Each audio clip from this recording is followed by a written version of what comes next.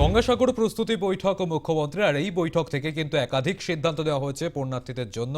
13 থেকে 17 জানুয়ারি special train, 2250টি সরকারি বাস, 6টি বার্জ এবং 100টি লঞ্চ প্রস্তুত থাকবে বলেই জানা যাচ্ছে।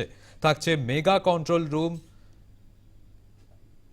আমরা কথা বলবো, আমাদের সঙ্গে রয়েছেন প্রতিনিধি জয় চক্রবর্তী। জয়, গঙ্গাসাগরের প্রস্তুতি বৈঠক মুখ্যমন্ত্রীর, এবং সেই বৈঠক থেকে কিন্তু গঙ্গাসাগর নিয়ে একাধিক সিদ্ধান্ত নেওয়া হয়েছে। কি কি বিশেষ এই বৈঠকে বিশেষ করে নজর দেওয়া হয়েছে, কি জানতে পারছো? প্রতি বছরই কিন্তু গঙ্গাসাগরের মেলা সংক্রান্ত বিষয় নিয়ে মুখ্যমন্ত্রী প্রাক প্রস্তুতি একটা বৈঠক করেন এবং সেই বৈঠকটা কিন্তু ইতিমধ্যে অনুষ্ঠিত হয়েছে নবান্নতে। এবং সেখানটায় বেশ কিছু দপ্তরের মন্ত্রী, সচিব, পুলিশের আধিকারিক তারা সবাই ছিলেন, জেলা শাসক সমেত সবাই ছিলেন।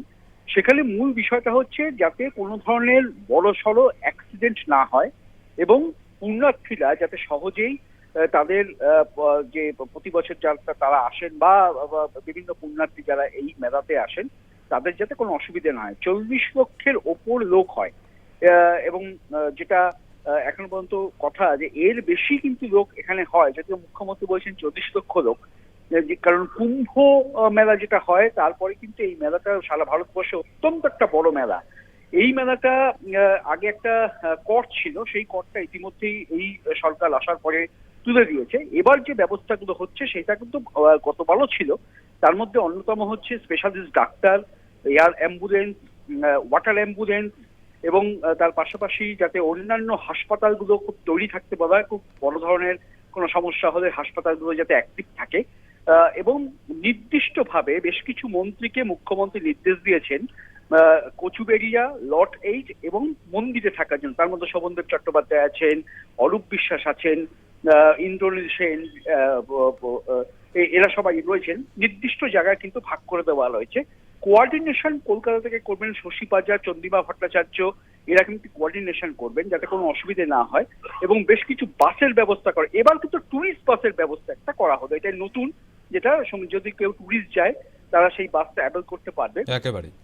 আর এই সমস্ত বিষয়গুলো যাতে নজরদারি করে মুখ্যমন্ত্রী কিন্তু এই আগামী মাসে অর্থাৎ জানুয়ারি মাসের প্রথম সপ্তাহে সাগর যাওয়ার সম্ভাবনা বলেই এখন নবান্ন সূত্রে খবর রয়েছে। একদমই, ধন্যবাদ জয়। আপনাদের শোনাবো মুখ্যমন্ত্রী তিনি কি বলেছেন। পুণ্যার্থীদের জন্য পানীয় জল সরবরাহের জন্য আধুনিক ওয়াটার সাপ্লাই নেটওয়ার্ক আমরা তৈরি করেছি, সেটা কাজে লাগবে। 60 লক্ষ পাউচও থাকছে। এছাড়াও 24x7 মোবাইল ইন্টারনেট পরিষেবা যাতে চালু থাকে তার বন্দোবস্ত করা হচ্ছে। 7টা wifi zone, wifi calling, free calling zones, booths, higher frequency man pack, information শেয়ারিংয়ের জন্য 11 LCD স্ক্রিন সব কিছু থাকছে। এমার্জেন্সি কমিউনিকেশনের জন্য হ্যাম রেডিও, স্যাটেলাইট ফোনস ইত্যাদির ব্যবস্থাও থাকবে। মহাসাগর আরতি 3 দিন ধরে 12, 13, 14 জানুয়ারি সাগর আরতির অ্যারেঞ্জমেন্ট করা হবে। সেখানে দেখতে হবে যাতে নিচে কেউ না নামে যখন আরতি হবে।